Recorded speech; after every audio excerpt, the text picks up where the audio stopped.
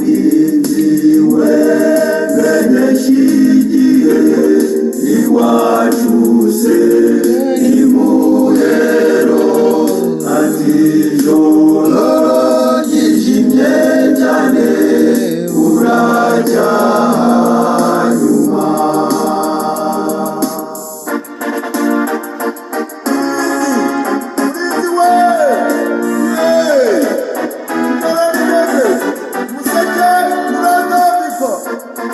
ijoro rirakuze ririjimye cyane ariko ugomba kuzacya.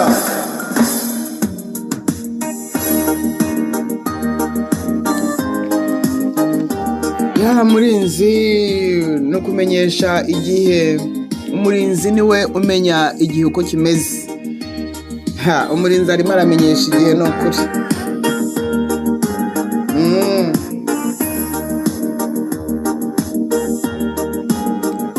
Nyamuneka abafite amatwi nimwumve icyo umwuka abwira abo ngabo bose bategereje kugaruka k'umwami wacu Mesiya Yesu Kristo.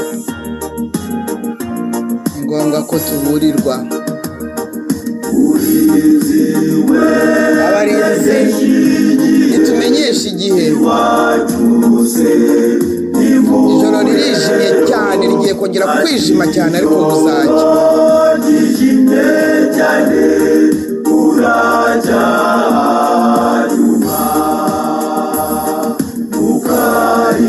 Ukarire ukomeze urarire kwiringira kugeza igihe uzagerayo ku munsi uhoraho. Imana igiye igarutse gusura u Rwanda. Murwanyiwe cyo mbwira nawe asubiza itoza ati urugamba ruzashira umwambi unambara. Ubabare wihangane kandi ureke imirimo yawe uzabona igihembo cyiza nidutabaruka. Haleluya, haleluya, haleluya, haleluya, haleluya.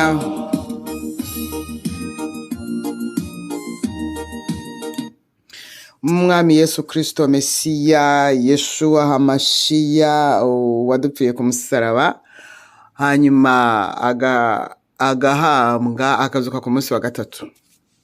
Mbashuhuje mu izina rye. Uyu ni umunsi mwiza Imana yaturemeye, ni tariki 4 z'ukwezi kwa munani umwaka ni 2023.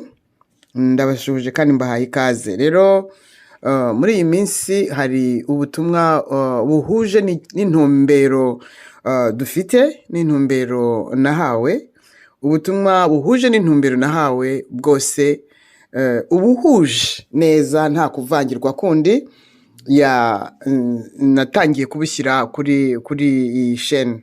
Ndagira ngo nibutse ko ntago ngewe naje gukorera amafaranga hano.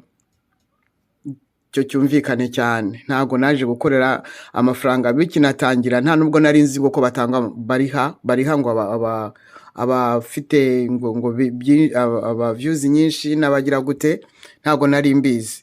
Mu by'ukuri Yesu Kristo wampamagaye yambwiye kubwira imbuzi, kuburira abantu mu buryo bwose bushoboka. Rero niyo mpamvu yemeye ko nza kuri YouTube. Rero mu by'ukuri ntago mvuga ngo mukore subscribe ngo cyangwa ngo bavuga ngo iki ngo oya simbizi. Yego, hakora subscribe uwumva abishaka, uwumva hari ukundi, ntabwo ari ukugira ngo ngewe ncuruzi, ntabwo Yesu arantunze, arampagije mu by'ukuri mu buryo bwose, inzira ze zirenga 1000. Rero ari nayo mpamvu benshi mu baje hano bashaka inyungu, hanyuma ntibemere ngo bacuruze ku mugaragaro, ahubwo bagacuruza izina rya Yesu mu izina ry'ubutumwa bwiza. No kuri imva ibihano byabo byabagezeho, byarangije kubageraho. Yewe muntu waje kuri YouTube uri bwumva aya magambo, waje kuri YouTube urimo gushyira imbere izina rya Yesu, urimo gushyira imbere ubutumwa bwiza, urimo gushyira imbere kuburira abantu, hanyuma ukabyitwikira ukavangamo ibindi, ukajya uvuga ibindi bireshya abantu kugira ngo mbese ubone views nyinshi, kugira ngo YouTube iguhembe menshi. Nukuri ugiye kubonana imbona nkubone n'uwo nguwo wakoresheje izina rye, wakoresheje ijambo rye, ubeshya, urimo gushaka inyungu zawe. Rero ntabwo nagira ngo nsobanure iki kintu rwose bibe clear ko ntabwo ngewe naje kuri YouTube nje gushaka amafaranga. Cyo kiveho. Uyu munsi rero nagira ngo twumve mwene data ugiye kutugezaho ihishurirwa yagize ry'ukuntu Imana igiye gusura u Rwanda ku nshuro ya 3. Arabidusobanurira neza nk'uko yabihawe. Yesu aduhana umugisha. Rero ndumva bisobanutse. Nimuzajya mubona nshyizeho message, nuko izaba iri huje intumbero nibyo nahamagariwe, nibyo nemera, n'umurongo ndimo muri iki gihe. Yesu aduhana umugisha. Najabazi byaremwe byose bisubiza bitya biti yo izagushira hazindi moraho. Umenye ibyo bimenyetso bigaragaza kuza kwe, kandi byaremwe uko bingana biteza impanda ye. Bene data bakundwa, Imana ihumugisha kandi abagiye bahindura bashyira mu mirya mu majwi, abongeye gusubiramo izi ndirimbo zo mu gitabo. Izi ndirimbo zo mu gitabo nizabaye inspire, uretse ko hari zimwe zishobora kuba zidahuje n'ijambo, ariko mu by'ukuri ni kagatotsi kaba kaguye mu mata, nuko gatokora. Rero izi ndirimbo zasizwe n'umwuka. Ndasabira umugisha n'ukuri abagiye bazisubiramo, bazigize nziza cyane, kandi zigiye kuzadufasha muri uyu muhamagaro w'ibiyaga bigari, kuko Kongo, Rwanda, Burundi tuzihuriyeho. Mu by'ukuri Imana ibahe umugisha abo ngabo yakozeho kugira ngo bongere bazisubiremo. Rero ni nayo magambo nari mfite uyu munsi muri uyu mwanya. Reka mbareke mwumve ibyo mwene data atugezaho. Yesu aduhana umugisha. Urinziwe beneshigiye iwacuse imuhero, ati joro ryijimye cyane urajya hanyuma.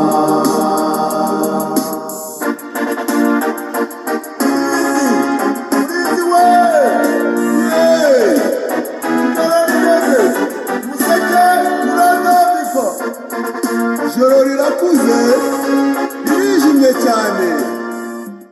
Mana Data, mu izina rya Yesu turagushimye. Amen. Wongeye kutugenera uyu mwanya kugira ngo twongereye kugirirwa ubuntu nawe bwo kuvuga ijambo ryawe no gutangaza ubutumwa bwiza bw'ubwami bwo mu ijuru, kugira ngo bukize imitima ya benshi. Amen. Turaguhamagaye rero Yesu ngo uyu mwanya uzubane natwe, kandi ubutumwa bugiye gutambuka bushyikirwe n'imbaraga z'umwuka wera. Amavuta y'ijuru abwururukemo, kandi bwe kugira inkomyi kugera ku mpera y'isi. Izina ryawe rizubahwe ku bwaryo, kandi ubutumwa buzagira imbaraga mu mitima y'abantu, buyitere guhinduka no kukwegera, byose bijye bikorekera kugira ngo izina ryawe rishyirwe hejuru. Urakoze Data, turagushimye kugiye kubuherekeresha ukuboko kwiza kandi bukagira impinduka, abantu bakaza biguhimbariza. Mu izina rya Yesu no tubisabye, amen. Kadutangire dusoma ijambo ry'Imana ubwo tumaze gusenga. Yego. Kandi namwe turabashimiye ko mwongeye kuduha uyu mwanya. Amen. Imana ibaho umugisha. Amen. Kadusoma ijambo ry'Imana mu gitabo cy'umuhanuzi Ezekiyeli, ibice ni 7. Turasoma duhere ku murongo wa mbere tugeze ku murongo w'13 Ezekiyeli ibice 7, umurongo wa mbere kugeza ku murongo w'11. Aya magambo aragira ati: ijambo ry'Uwiteka ryongera kunzaho riti, mwana w'umuntu, uku niko umwami w'Uwiteka abwira igihugu cya Isirayeli uti, amaherezo ageze ku mpande enye z'igihugu. Noneho amaherezo akugezeho, ngiye kuguteza uburakari bwanjye, ngucira urubanza ruhwanye n'imigenzereze yawe, kandi nzakugaruraho ibizira byawe byose. Ijambo ryanjye ntirizakubera neza, ijisho ryanjye ntirizakureba neza, kandi sinzakugirira ibambe, ahubwo nzakugaruraho ibihwanye n'imigenzereze yawe, kandi ibizira byawe bizakubonekaho. Muzamenya yuko ari jye Uwiteka.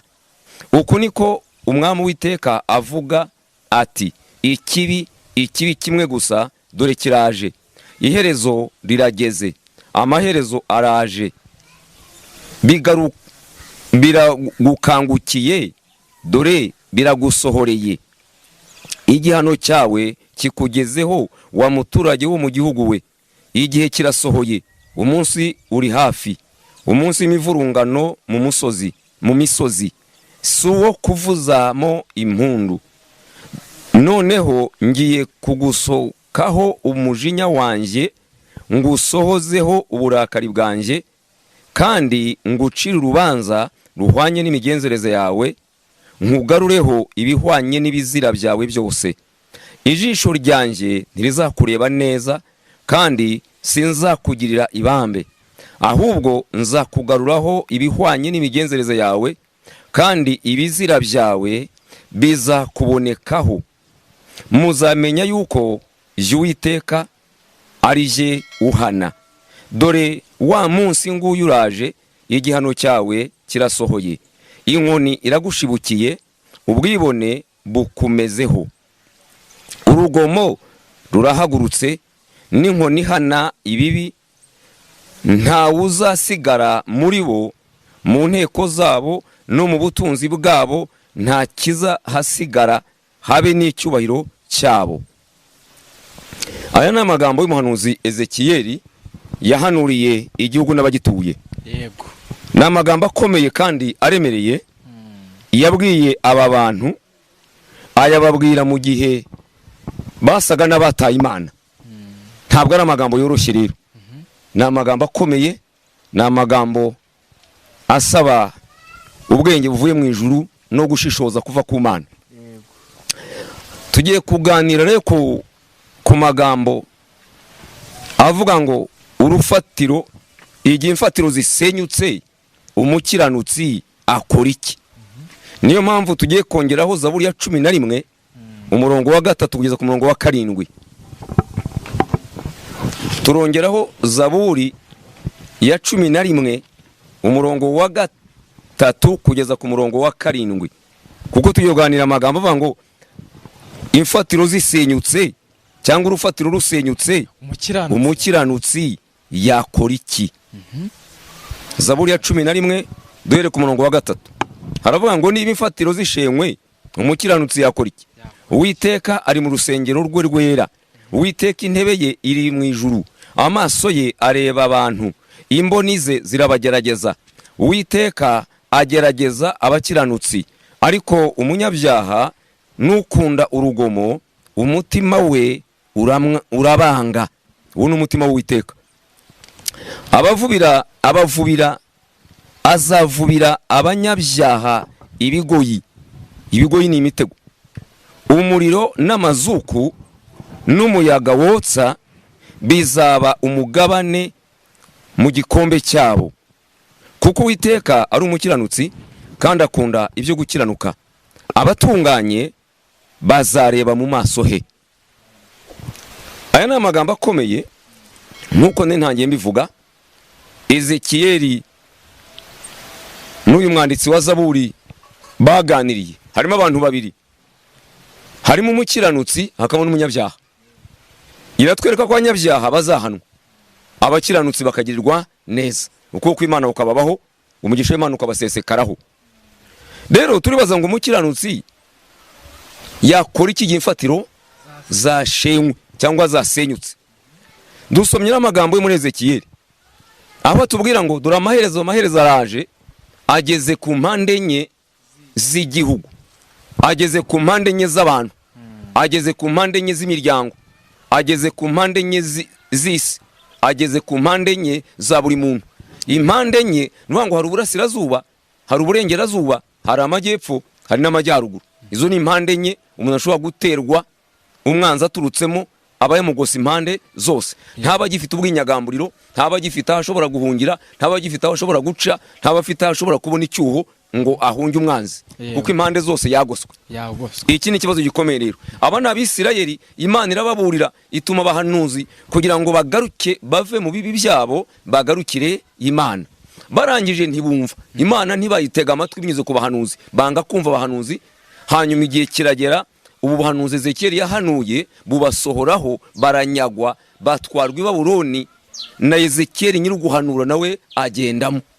Uko niko nshobora guhanura ibintu ntamenye ubwenge, nanjye bikazansohoraho, nari nzi ko nzasigara cyane. Birashoboka. Uko niko abantu tujya twibeshya rero.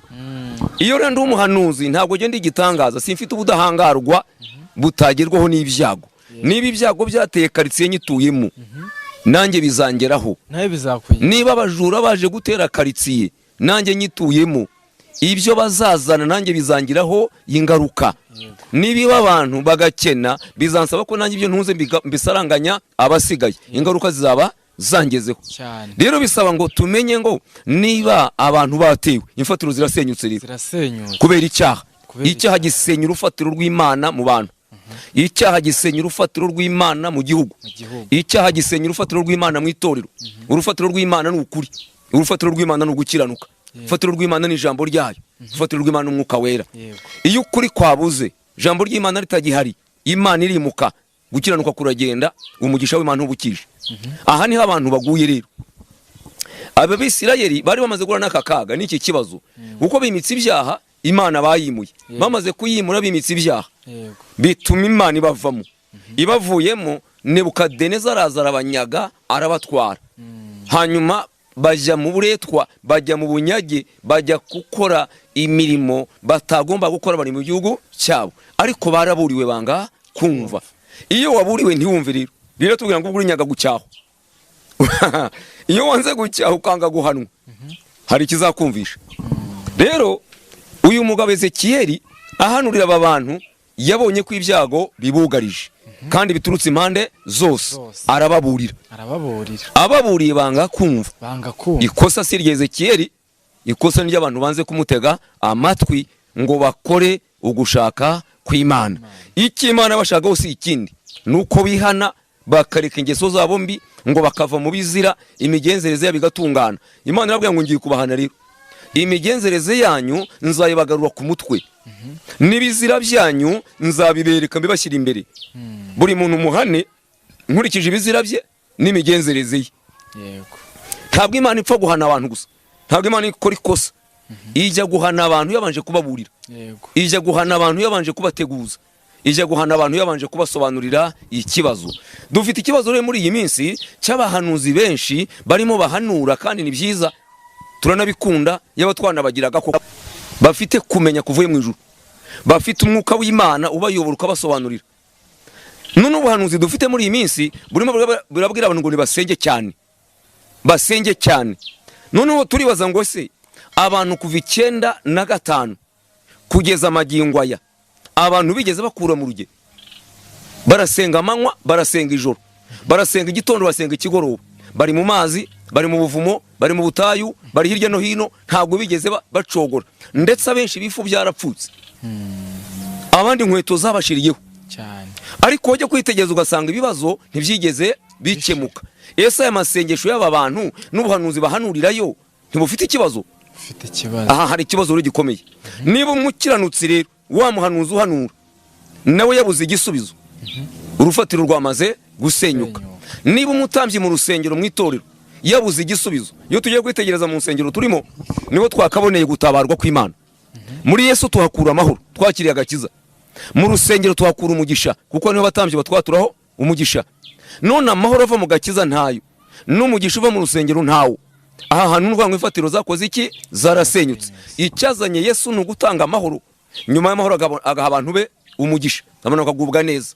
None amahoro ntayo, n'umugisha ntawo, ahubwo iradusezeranya ko igiye gukubita abantu inkoni ibahoye ibizira byabo n'imigenzereze yabo, kandi ngo izahana umuntu bimugaruye ku mutwe, bivuga ngo izamuha ibihamya by'ibigiye kumuhura. Rero icyo abahanuzi bagakanguriye abantu muri iki gihe, icyo ababwiriza bagakanguriye abantu, icyo abigisha bakabigishije, ntabwo ari ugusenga cyane, ahubwo ni ukwihana neza. Icyabuze mu bantu ni ukwihana neza.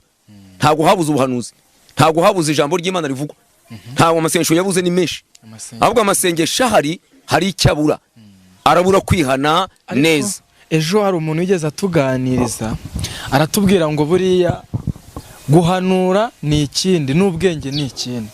Urakoze cyane. Ayo ni amagambo biratandukana. Iyo dusomye Abaefeso igice cya 17 haratubwira ngo nimusabe Data wa twese wo mu ijuru, se w'umwami wacu Yesu Kristo, ngo aduhe umwuka w'ubwenge no guhishurirwa. Iyo ubwenge budahari, n'ibyo wahishuriwe bigupfira ubusa. Ushobora guhura n'ibibazo kandi Imana yavuze, ugahura n'ibyago Imana yabiguhishuriye, ugahura n'ingorane Imana yari yatanze igisubizo. Kubera ko utamenya ubwenge bwo kubyaza umusaruro cya gisubizo yaguhaye, ibyago bikakuzaho. Rero aya magambo dusomye y'umugabo Ezekiyeli tuyasanzemo ibintu nka bibiri bikomeye. Nuvuga ngo ikintu cya mbere aravuga ngo harimo abanyabyaha, harimo abanyabyaha bagomba guhanwa, bagombaga guhanwa, Imana ikagarura imigenzereze yabo ku mutwe. Ntabwo ari Imana ihana umuntu, Imana ikugarura bya bizira byawe ubwabyo nibyo biguhana. Cyaha wakoze nicyo kigucira urubanza, kikaguha igihano. Noneho rero iyo tumaze gusoma tubonye ijambo rivuga ngo amaherezo. Iherezo ry'ibi bintu ryari rihe? Nuvuga ngo icyambere ni iherezo ry'ibibi. Imana igiye guhana ibibi. Imana ntihana abantu, ihana ibibi bakora. Ariko kubera ko bikorwa n'abantu, abantu bakaribo babihuriramo n'ingorane. Ariko Imana ihana ikibi, ntihana umuntu. Iyo ikubise ikibi kubera ko kiri mu muntu, umuntu niwe ubihuriramo n'ibibazo. Rero muri iyi minsi Imana irimo irateguza abantu kwishaka guhana ikibi, abandi bagatega amatwi hanyuma bagasaba ibitakwiye gusabwa. Ariko bagombye gusaba iki rero? Bagombye gusaba ubwenge. Ubwenge bukabafasha gushyira ubushake bw'Imana mu bikorwa. Ubushake bw'Imana ni ubuhe ku bantu? Ni ukugira ngo abantu bave mu migenzereze yabo mibi, bareke ibyaha. Iyo rero abantu baba mu byaha, Imana ihana icyaha. Iyo ihannye icyaha jewe ugikora, ni jewe uhura n'ibibazo. Hani bwa Ezekiyeli ngo iherezo ry'ibibi rirageze, ngiye guhana ikibi. Icya kabiri yamubwiye ngo imigenzereze y'umuntu ngiye kwimugarura ku mutwe. Ngo hasigaye kubaho guhana inkozi z'ibibi. Ihana ikibi yakirangiza n'umuntu mucapa iboko, imubwira ngo ntuzongere guca muri izi nzira. Dore inzira itunganye ngiyi, dore inzira igororotse ngiyi, dore inzira nyabagendwa niyi, ntuzongere gusubira muri ziriya. Aya ni amagambo Imana ibwiye Ezekiyeli. Iyo tugarutse muri za 2005, Imana yagiye ivuga ibintu bimeze nk'ibivugwa muri iki gihe. Igenda ivuga ko ishaka guhana. Ariko icyo gihe abantu bagiye hamwe barasenga, bahamagara Imana, baca bugufi, barayinginga. Ndi umwe mu bantu bagiye Kagugu, tumara iminsi 21 turabona 35. dusengera itorero, dusengera igihugu. Tujya gusoza Imana yatubwira ngo duhuze abayobozi bakuru b'amadini n'amatorero kugira ngo tubabwire iby'Imana ishaka ku gihugu no ku itorero ryayo. Turahaguruka turabegeranya tuvugana nabo tubabwira iby'Imana yari ikeneye ko bakwiye gutunganya. 2007 mu kwezi kwa 4 nibwo twahuje abo bantu tubabwira iby'Imana ishaka. Irashaka ko abantu baca bugufi bakihana nk'abayobozi b'amatorero, nibo batwara umuri rw'Imana mu bantu, nibo bagendana umucyo, nibo bagendana ukuri. Ariko icyaje kuvamo kitwereka ibyabaye nuko tugeze mu kwezi kwa 5 tuvuye gusenga 2007 mu kwezi kwa 3, mu kwezi kwa 4 turabahuje, mu kwezi kwa 5 Imana igiye kutubwira ibintu bine. Iratubwira ngo iraje guhana inkozi z'ibibi. Icyo cyari icyambere mu kwezi kwa 5 kwa 2007, kandi twamaze iminsi 21 turabona 35. Icyo twasabwaga gukora kumenyesha abayobozi bakuru b'itorero n'amadini kugira ngo bagaruke mu murongo nyawo. Message turayitambutsa iminsi 2. Tumaze kwitambutsa umusaruro twabonye bigaragara ko abantu batigeze baca bugufi ngo bihane. Rero aya magambo tuyasanga muri Yesaya 29 aho havuga ngo aba bantu bagarukiye wabahannye, ngo nabanyegera kunyubaha abanyubaha n'itegeko ry'abantu, ngo banyubahisha kanwa n'iminwa yabo ariko imitima yabo imbakuri. Iyo ugiye kwitegereza ntago abantu bihanishije umutima, abantu barihana bihanishije umunwa. Nicyo kibazo gihari rero. Bivuga ngo natwe ibyo nk'amasigara cyicaro, abantu bihanishije umunwa ariko ntibihanisha umutima, kuko mu ntego yari ihari abayobozi bakuru bagomba kujya kwihanisha abapastori bashumbye, bari ba representarego na ba musenyeri, bagomba kujya kwihanisha abapastori babo kugira ngo bagarure ibintu ku murongo, itorero rive mu gihirahiro.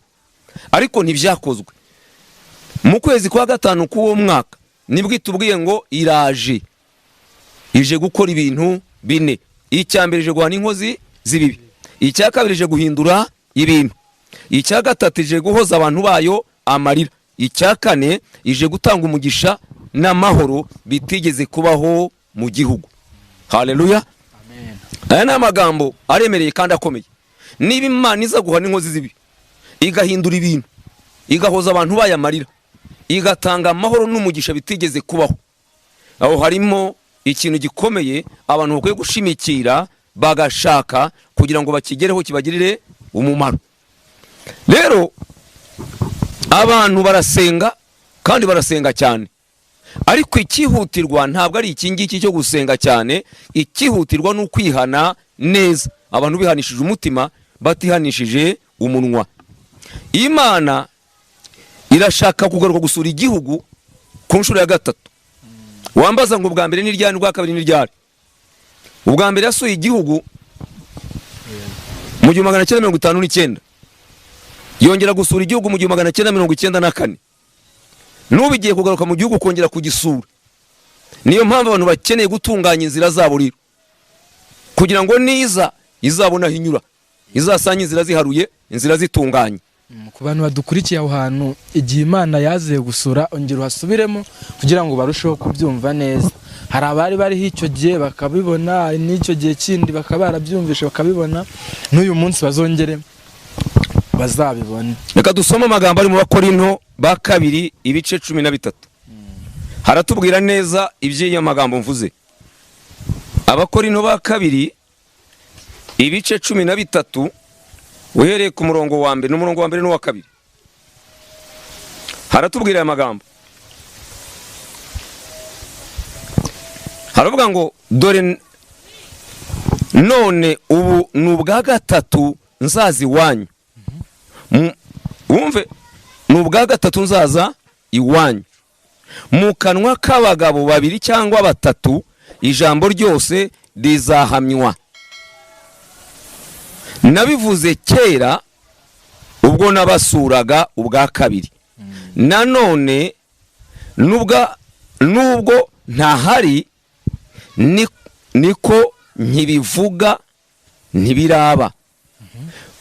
Mbwira abacumuye kera n'abandi bose yuko bigaruka n'ingaruka ntazabababarira. Aha ngenze buhoro kugira ngo abantu bumve neza. Reka nyasubiremo. Abakorinto ba kabiri ibice ni 13 umurongo wa mbere n'uwa kabiri. Dore none ubu n'ubwa gatatu nzazi wanyu mu kanwa k'abagabo babiri cyangwa batatu ijambo ryose rizahamywa. Nabivuze kera ubwo nabasuraga ubwa kabiri, nanone nubwo ntahari niko nkibivuga bitaraba. Mbwira abacumuye kera n'abandi bose yuko n'ingaruka ntazabababarira. Nuvangu ubwa mbere Imana isura igihugu yagisuye mu 1959 35 yasutse umwuka igahini. Muri 40 iwusuka igihundwe. 35 yahuse muri Anglikani. Muri 40 itangiza DPR Pentecote igihundwe cyangugu. Muri 59 iza gushaka imbuto z'umwuka yasutse izarizo. Hanyuma namwe izabonetse murazizi ubwo murazibwira. Igaruka 94 nyuma y'imyaka 30 n'indi ubutumwa buvuga biterane biba iza kongera gusura abantu. Umusaruro wavuyemo twarabubonye. N'ubu rero irashaka kugaruka gusura abantu. Tumaze imyaka n'imyaka dusenga ntabwo gatatu ishaka kugaruka rero. Yego. Niyo mpamvu iraje mu Rwanda igiye kuza kureba ibintu bine: guhana inkozi z'ibibi, kuza guhindura ibintu, kuza guhoza abantu bayo amarira, no kuza gutanga amahoro n'umugisha bitigeze kubaho. Yego. Ibyo ni ibintu bine bizabiyizanye. Ngira ngo ikibazo cyawe ndagishubije. Hari irindi jambo baje kutubwira ngo ngese imfatiro zisenywe umukiranutsi yakora iki? Ntabwo ndasoza ndacyagenda. Ndaza kukwereka, turaza kureba niba zarasenyutse cyangwa zigihari nicyo yakora. Yego. Sawa. Aha twari turimo tureba ku Imana igiye kuza. Ese niramukije bizagenda bite? Aha turibaza ngo ese imfatiro koko zarasenyutse? Icyo ni kibazo abantu bibaza. Ese imfatiro koko zarasenyutse? Iyo dusomye Ezekiel 22 23:31 tuhasanga baze kuhasoma Ezekiel 22 23:31 tuhasanga abantu bane. Ngiye kuvuga ntagiye kuhasoma. Hatwereka abahanuzi niho Bibiri iheraho. Itangira ngo ni igihugu kitavuwe imvura ku munsi w'uburakari bukaze, ni igihugu kitabonejwe ku munsi w'Uwiteka. None bivuga abahanuzi bo muri cyo ngo bakigiremo ubugambanyi, basahuye ibintu by'abantu, bapfakaje benshi bo muri icyo gihugu. Abo ni abahanuzi Bibiliya itubwira. Nuno turitegera tukavuga ngo ese abahanuzi dufite aho ni basa nabo muri Ezekiel yarimo tubwira. Uretse ko nuwahasoma ntacyo bitwaye kugira ngo abantu bashe kuhumva neza, basobanukirwe, batagira ngo ni amagambo gusa tuvuga adafite aho ashingiye. Ezekiel 22 duhere ku murongo wa 23. Aya ni amagambo avuga atya: Imana itumye Ezekiel ngo nuko mwana w'umuntu, ngo ijambo ry'Uwiteka ryongera kunzaho riti, mwana w'umuntu kibwira uti, uri igihugu kitabonejwe kitavuwe imvura ku munsi w'uburakari bukaze. Abahanuzi bacyo wumva utege amatwi icyo abahanuzi bakoze. Bakigiriyemo ubugambanyi. Nk'uko intare itontoma igiye mu muhigo, bamize ubugingo bw'abantu. Ubutunzi n'ibintu by'igiciro cyinshi barabitwaye, bapfakaje benshi bo muri cyo. Wumva icyo abantu bakoze rero. Abo ni abahanuzi. Ngo aba bahanuzi bakoze ubugambanyi. None se iyo witegereza hirya no hino ubugambanyi buhari, abantu bagambanira n'amatorero, bagambanira mu byumba basengeramo, bagambanira hirya no hino mu bibazo runaka, abenshi sabo. Uritegereza urebe. Hanyuma haratwereka ngo nuko intare itontoma igiye mu muhigo, ngo nabo niko babigenza. Iyo barimo bafite ibyo baka, barimo bafite ibyo bashaka kwamura abantu, babakanga babazana iterabwoba ko Imana ibica ko Imana ibarimbura nibadakora ibyo bashaka ko babakorera. Aratontoma umuntu akagira ubwoba akamukanyisha ko Imana imurimbura, kandi Imana ni nyembabazi, ikigambiriye nuko yihana ikamubabarira. Ntabwo Imana ishaka ko abantu bayo bapfa. Hanyuma aravuga ngo bamize ubugingo bw'abantu. Ubugingo bw'abantu babumize bate? Niba uteretse umuntu kuri, ubundi icyo umuhanuzi Imana imuhagurukiza ni iki? Reka nsobanure ijambo umuhanuzi. Umuhanuzi ni umuntu ugendana ukuri kw'Imana ku mutima, agendana ukuri kw'Imana mu kanwa ke. Nuvuga ngo atunze ukuri kw'Imana mu mutima akakugendana mu kanwa ke. Ni wa muntu uzereka abantu ukuri kuko ni ugufite, ni uvugana n'Imana, ni usabana nayo, ni Imana yashimye kunyuramo nk'umuyoboro wayo uzagezaho abantu ibyayo. Niba ari we rero ugendana ukuri kw'Imana, hanyuma ba bantu ntabereke ukuri akabanyuza mu zindi nzira kuko akeneye inyungu ze, uwo muntu ubugingo bw'abantu yarabumize. Nuvuga ngo abantu bagombye gukizwa, bagombye kwihana kugira ngo babone ubugingo. None ntibihannye, baratanga ibintu bakateranya gukizwa no gutanga ibintu. Iyo mubwiye ngo zana ibingibi Imana irakugirira itya, we azana ibintu ariko ibyaha byakabisigarana. Hanyuma nuvuga ngo Imana yo ntikeneye ibintu by'umuntu, yikeneye ubugingo bwe. Yesu yapfiriye ubugingo bw'abantu, ntiyapfiriye amafaranga yabo. Yapfiriye ubugingo bw'abantu, ntiyapfiriye amamodoka yabo. Yapfiriye ubugingo bw'abantu, ntiyapfiriye bya bindi abantu twebwe tureba dushaka nk'abantu mu isi.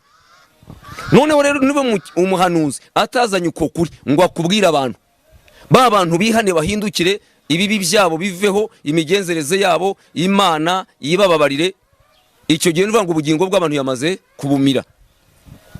Aha rero harasoza tubwira ngo bapfakaje benshi bo muri cyo. Babapfakaje bati? Nuvuga ngo Imana iratubwira ngo niyo mugabo watwirongoreye, niyo mugabo wacu. Yesu n'umukwe yaradukuye ku musaraba. Niba rero tuterekanye ukuri nk'abahanuzi, abantu b'Imana bakarindagira, ubugingo bwabo bugapfa, nuvuga ngo icyo gihe babantu twabatandukanije n'Imana bapfakaye.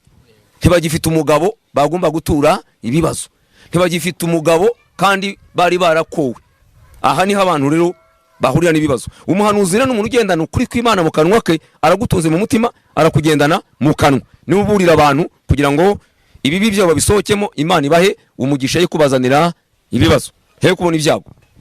Aba ni abahanuzi. Iyo tugeze ku gice hano tubonye abahanuzi, hanyuma 26 ngo abatambyi bo muri cyo, abatambyi bacyo bisha amategeko yanjye ku rugomo, baziruye ibintu byanjye byera, ntibashyize itandukaniro hagati y'ibyera n'ibitejejwe, ntibamenyesheje abantu gutandukanya ibyanduye n'ibitanduye, kandi n'amasabato yanjye barayirengagije, maze nsuzugurirwa muri bo. Aba ni abatambyi. Umutambyi igisobanuro cye ni umuntu ugendana imbabazi z'Imana ku mutima. Iyo umuhanuzi avuze ngo akaga karaje, abantu baza biruka bati dukora iki kugira akaga katadusohoraho, akavuga ati murebe umutambyi, kuko n'ufite imbabazi z'Imana ku mutima. Umutambyi agahagarara hagati y'Imana n'abantu, akabasabira imbabazi, akongera kubunga n'Imana, akavuga ati muzane ibi ngibi, hanyuma tusaba Imana imbabazi. Bagasana igicaniro, bakururutsa Imana kugira ngo Imana yongere kubaha imbabazi no kubareba neza. None imbabazi muri iyi minsi sinzi niba zigihari. Ese witegereje uyu muhanuzi, mu bahanuzi dufite, ukuri kw'Imana aragufite arakugendana? Icyo ni ikibazo. Ese imbabazi z'Imana kuri uyu utambyi arazifite? Abantu iyo twigiye kwitegereza mu nsengero, mu matorero turimo, izi mbabazi zirahari? Abahanuzi bafite ukuri?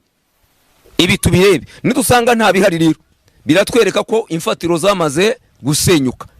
Hakurikira hatwereka iby'ibikomangoma na rubanda, ibyo reka ne kubijyamo. Twe turimo turareba hano abatambyi bagendana imbabazi z'Imana, abahanuzi bagendana ukuri. Noneho rero dufite ikibazo gikomeye iyo tugiye kwitegereza kugira umenye ko imbabazi zihari mu batambyi. Iyo mu itorero bakiriye umuryango ntera nkunga, reka ntange urugero wenda nka Compassion, iyo niyo gufasha imfubyi n'abapfakazi, iyo niyo gufasha ba bantu batoya badafite amikoro. Ese iyo yahageze abantu bongera kuhabona Imana? Ese bya bintu bari bageneye ba bantu barabibona koko? Aho niho tumenyere ko imbabazi z'Imana zihari cyangwa nta zihari. Nivuga ngo itorero niryo ryagombye gukora umurimo wo kwihanisha, Imana nitwe yashyizeho nk'itorero kugira ngo twunge abantu nayo, twongere tubunge n'abandi. Leta yashyizeho gacaca yagombye gushyirwaho n'itorero, nibyo agomba kunga abantu, rikabihanisha rikabunga. Hanyuma izanwa na leta. Iyi miryango ifasha imfubyi, igafasha abapfakazi yashyizweho na leta, yagombye kuba yashyizweho n'itorero. Ngo idini ryiza Imana yemera niryita ku mfubyi n'abapfakazi, rikitandukanya n'isi, imibabaro yabo rikayimenya. None iyo twitegereza niko bimeze. Dushobora gusanga ifatiro rero zarakoze iki? Zarasenyutse. Niba zarasenyutse rero, umukiranutsi yakora iki? Ese koko zarasenyutse? Simbizi, ariko twitegereze turebe niba abahanuzi bacu bameze nk'ukwezi kera bavuga. Noneho dukurikije ibyo tubonye rero, turabona ko imfatiro zamaze gusenyuka. Ni imfatiro zarasenyutse rero. Niba abahanuzi batagira ukuri kw'Imana mu kanwa kabo, batagufite mu mutima, niba batambye batakigendana imbabazi z'Imana ku mutima, ngo bahagarare hagati y'Imana n'abantu babunge, biragaragara ko imfatiro zasenyutse. Ni imfatiro zasenyutse, twagombye gukora iki? Hagombye kubaho kwihana nk'uko Ninewe. Haleluya! Kwihana nk'uko Ninewe. Iyo dusomye ibice bitatu bya Yona, tuhabona uko Ninewe bihannye. Yona yarahazengurutse arababurira, arababwira ngo minsi 40 nibatihana bararimbuka. Umwami ngo inkuru igeze ku mwami, ngo ashishimura imyambaro yambara ibigunira, ategeka abatware be, ategeka buri muturage, ndetse ngo aravuga ngo n'amatungo yabo ntazanywa amazi, ntazarishe, ngo bicishe bugufi, ngo ahari wenda Uwiteka yakwigarura, ngo akibuza kubagirira nabi. Uwo ni Yona aburiye Ninewe, umwami ngo aca bugufi, barihana. Rero dukeneye kwihana ku buryo tugiye kureba. Kwihana ku buryo butatu kuri ahangaha dusanga Ninewe. Ngo kwihana kwa mbere ni ukwihana kw'abatambyi batatiye umuhamagaro. Ngo abatambyi batatiye umuhamagaro, birakwiye ngo abatambyi begerane hanyuma bihane. Umuntu wese tw'umukozi w'Imana ufite abantu ashumbye yagombye kwegerana mugenzi we, hanyuma bagaca bugufi bakihana. Uko ugiye kureba nabo ubwabo ntibumvikana, ntibahuza, ntibashobora kugira ibyo bahuriraho. Birakwereka ko imfatiro zasenyutse. Niba abashumba bari mu karere ahantu, bari bafite amatorero mu gace kamwe, badashobora guhuza, badashobora kuvugana, badashobora kumvikana, birakwereka imfatiro zamaze gusenyuka. Imana ikorera mu bumwe, ntabwo Imana ikoresheje mu bice. Kwihana kwa kabiri kwagombye kuba kwihana kw'itorero, kuko itorero ryataye inshingano zaryo. Inshingano z'itorero ni ukubwiriza ubutumwa, rikazana abantu kwa Yesu, rikabihanisha ibyaha, rikabaraga ubwami bwo mu ijuru, rikabahesha amahoro, hanyuma bagahabwa umugisha. Ariko tugiye kwitegereza abantu dufite mu matorero, abantu dufite mu nsengero, ntabwo iki kintu gihari. Nta mahoro ahari, nta mugisha bafite. Bigaragara ko n'Imana batahuye nayo. Niba bakigendana n'ibyaha, birakwereka ko Imana batarahura nayo. Kwihana kw'itorero ryagombye guca bugufi rikihana.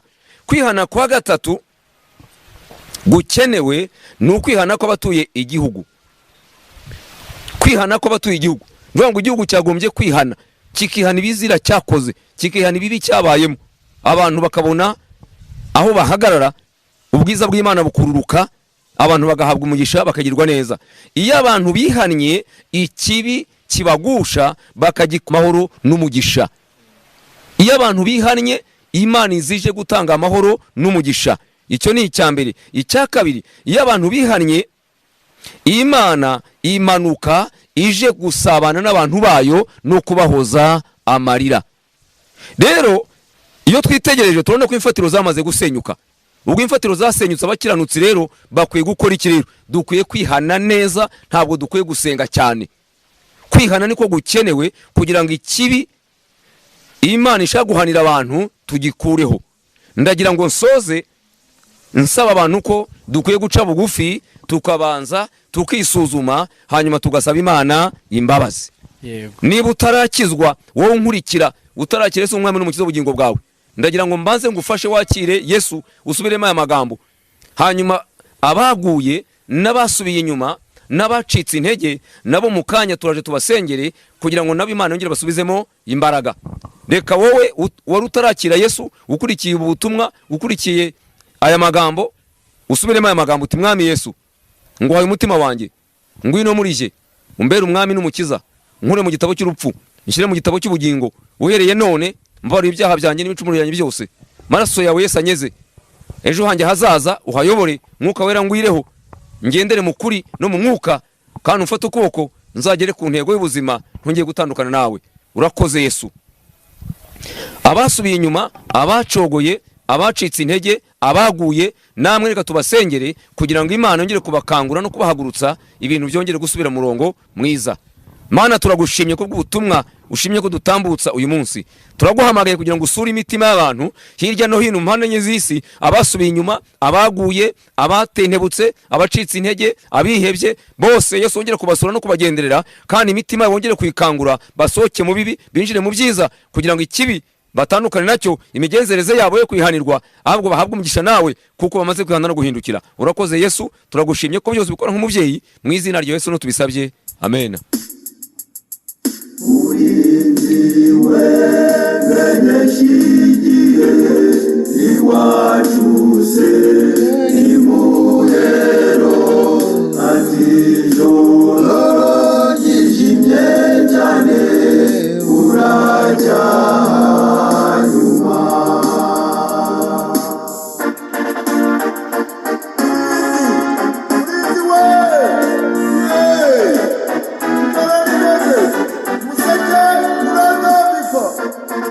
Ijoro rirakuze ririjimye cyane ariko ugomba kuzacya.